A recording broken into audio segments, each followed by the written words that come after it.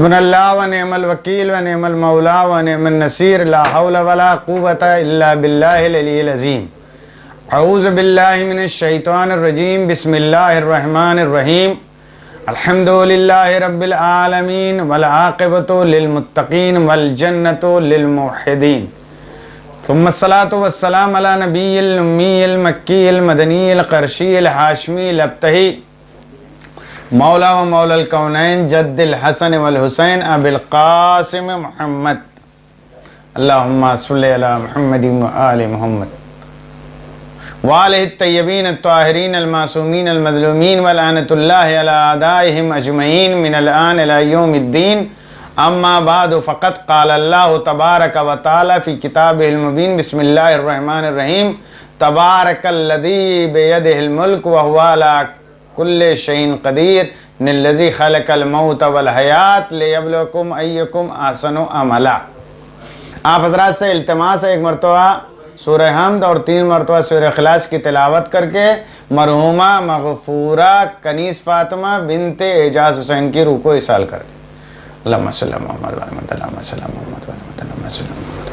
بسم اللہ الرحمن الرحیم الحمدللہ رب العالمین الرحمن الرحیم مالک یوم الدین ایاک نعبد و ایاک نستعین اهدنا الصراط المستقیم صراط الذین انعمت علیہم غیر المغضوب علیہم ولا الضالین۔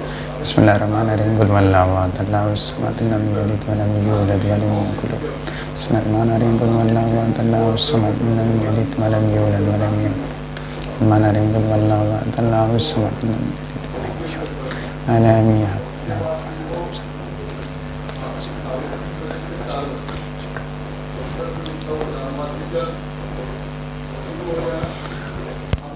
ناظرین گرامی قدر، قرآن مجید کے سورہ ملک کی یہ آیہ مبارکہ ہے کہ جس میں ارشاد ہے با برکت ہے وہ ذات کی جس کے قبضہ قدرت میں ملک ہے اور وہ ہر شے پر قادر ہے۔ اس نے موت اور حیات کو پیدا کیا ہے تاکہ معلوم ہو سکے کہ بہترین عمل کون کرنے والا ہے۔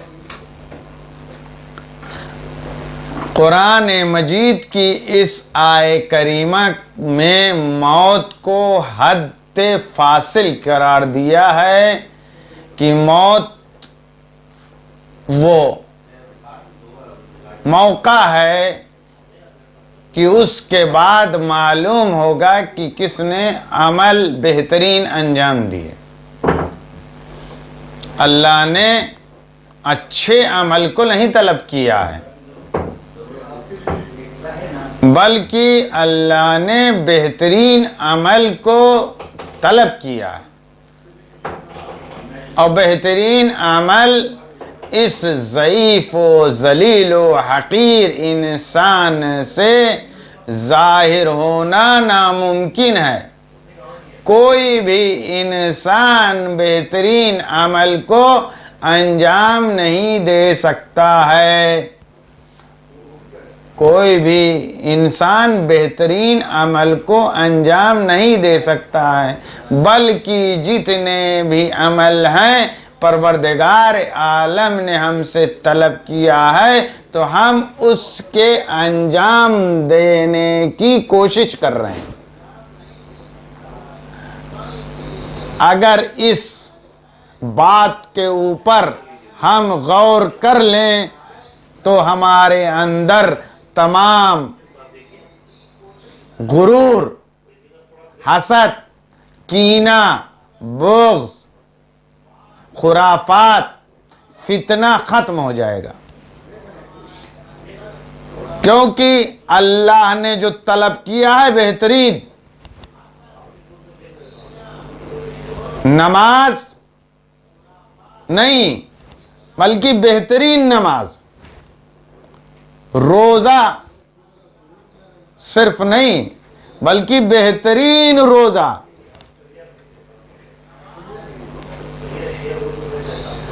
اگر ہم توجہ کریں تو نماز 2 چیزوں کے ساتھ ہے۔ ایک نماز کا ظاہری حصہ ہے اور ایک نماز کا باطنی حصہ ہے۔ نماز کا جو ظاہری حصہ ہے اس میں لباس کا پاک ہونا، پانی کا پاک ہونا،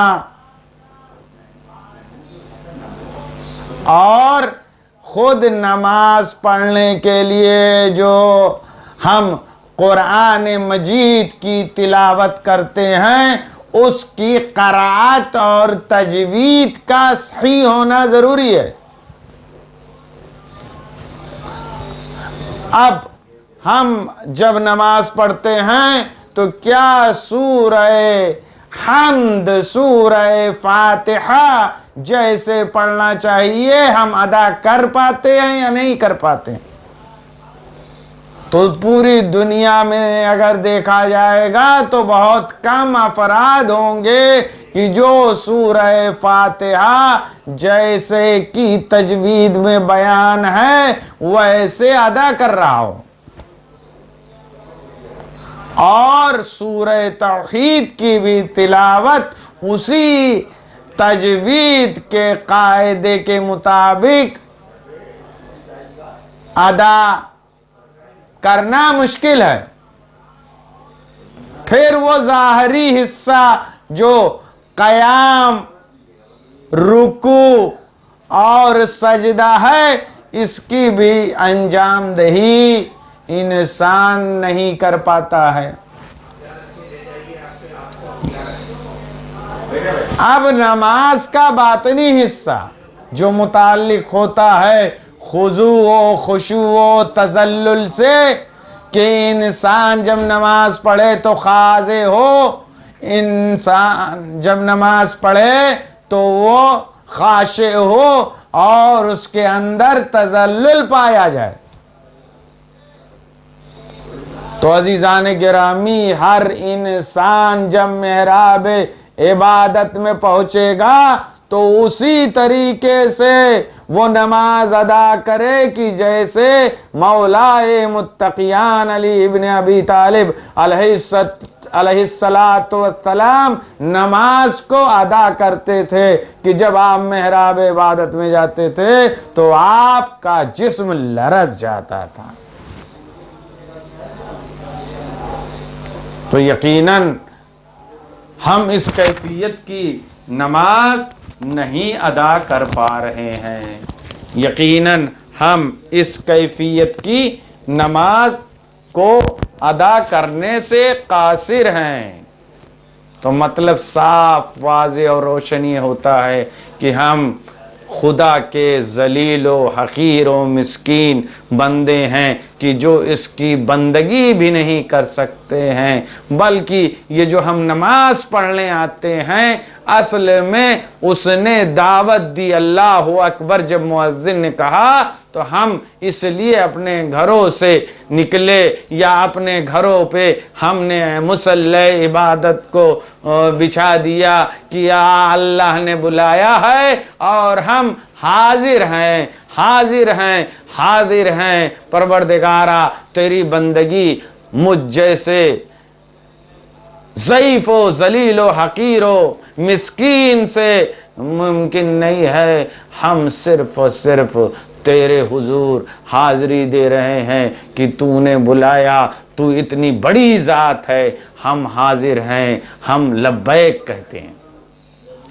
تو عزیزان گرامی، اس آیے کریمہ میں پروردگار عالم نے بہترین عمل کو طلب کیا ہے۔ اس انسان سے ممکن ہی نہیں ہے کہ بہترین عمل انجام دے۔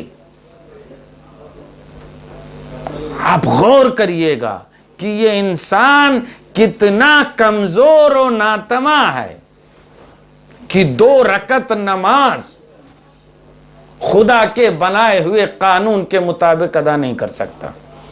جو اس کا ظاہری حصہ کہ جس میں تجوید، قرات، رکوع، سجود جو شریعت نے بیان کیے، ممکن ہی نہیں ہے کہ انسان 2 رکعت وہ نماز کا ظاہری حصہ، اور وہ جو باطنی حصہ نماز کا کیا ہے کہ خضوع و خشوع و تذلل ہونا چاہیے، کہ انسان خاضع ہو، انسان خاشع ہو اور انسان کے اندر تذلل پایا جائے۔ عزیزان گرامی، جب ہم 2 رکعت نماز ادا کر نہیں سکتے ہیں تو ہم بہترین عمل کہاں سے لا سکتے ہیں؟ عزیزان گرامی، بہترین عمل جو یہ مطلوب ہے یہ ہمارے بس کی بات نہیں ہے، اسی لیے اس بہترین عمل کو ہم ولایت میں تلاش کرتے ہیں۔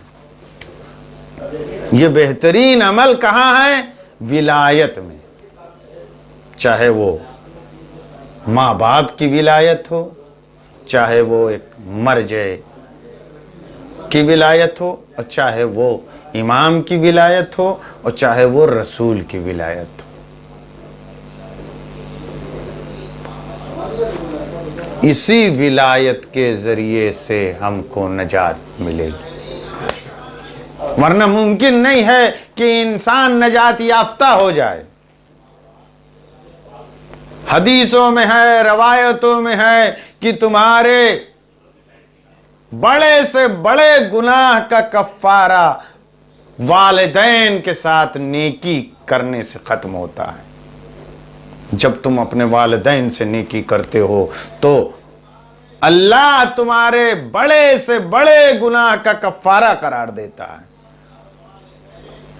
عزیزان گرامی، والدین کے ساتھ ہی حسن سلوک جب انسان کرے گا تب وہ ولایت کے ادنا درجے پر فائز ہوگا، چاہے اس کی زندگی میں والدین کے اور چاہے مرنے کے بعد۔ زندگی میں ان کا اکرام کیا جائے، ان کا احترام کیا جائے، ان کی خدمت کی جائے، مرنے کے بعد ایصال ثواب کیا جائے، قرآن مجید پڑھا جائے، غریبوں کو کھانا کھلایا جائے، مسکینوں کو یاد کیا جائے، ان کی طرف سے اگر نماز قضا ہو تو ان کی ادائیگی کرائی جائے، ان کے طرف سے کوئی صدقہ جاریہ ہو تو وہ انجام دیا جائے، مکتب بنا دیے جائیں، مسجد بنا دیے جائیں، خیر کے جتنے بھی کام ہیں، رفاہی جتنے بھی کام ہیں وہ انجام دیے جائیں، کیونکہ یہ ولایت ہی نجات دینے والی ہے۔ ادنا ولایت ماں باپ کی، اس کے بعد دین کے جو ذمہ دار ہیں، جو علماء کرام ہیں، مراجع کرام ہیں، ان کی باتوں کو سننا اور عمل کرنا، کیونکہ یہ بھی ولایت کے عہدے پہ فائز ہے۔ اس کے علاوہ قرآن مجید کی تلاوت یہ سب سے ضروری کام ہے، کیونکہ قرآن مجید کی تلاوت ہی انسان کے لیے مونس و یاور ہے۔ جو آپ کا مونس و یاور ہے، ہم دم ہے، ہم راز ہے، وہ قرآن مجید کی تلاوت ہے۔ اگر انسان قرآن مجید کی تلاوت کرے گا تو یہی تلاوت قرآن اس کے کام آنے والی ہے۔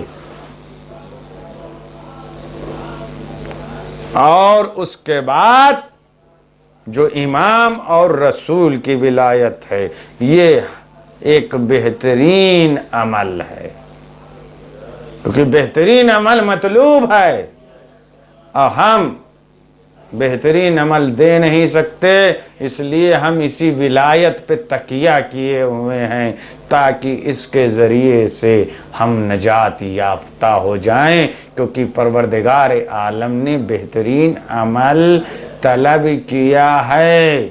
ربوبیت کے سامنے انسان کا جسم لرز جائے گا، وہ اپنے پروردگار کی حمد و ثنا کرنے کی طاقت نہیں رکھتا ہے۔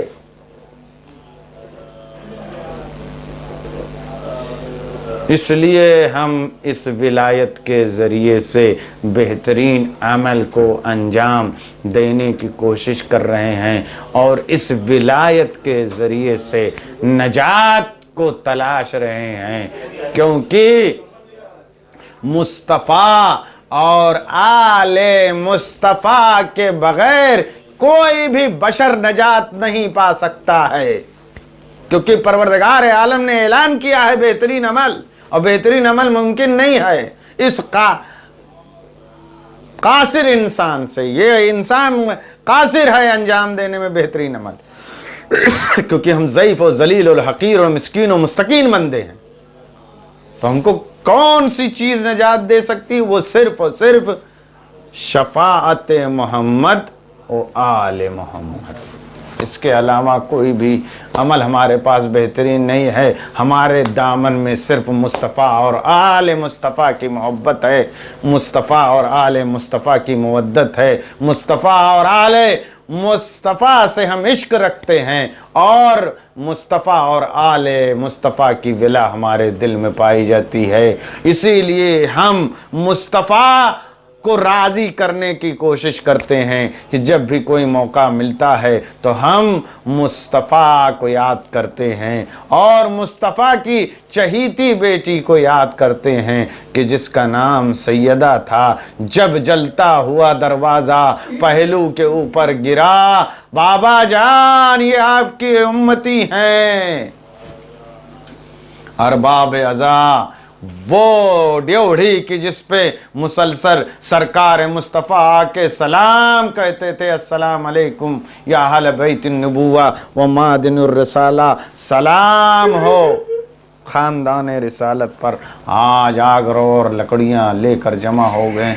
अरबाब अज़ा सैयदा की पसली टूट गई, मोहसिन की शहादत वाक़े हो गई। आवाज़ दी, फिज़्ज़ा आओ मेरी मदद को आओ। फिज़्ज़ा दौड़ती हुई आई, देखा पहलू शिकस्ता है, बच्चा शहीद हो गया है, ज़हरा पे गशी तारी है।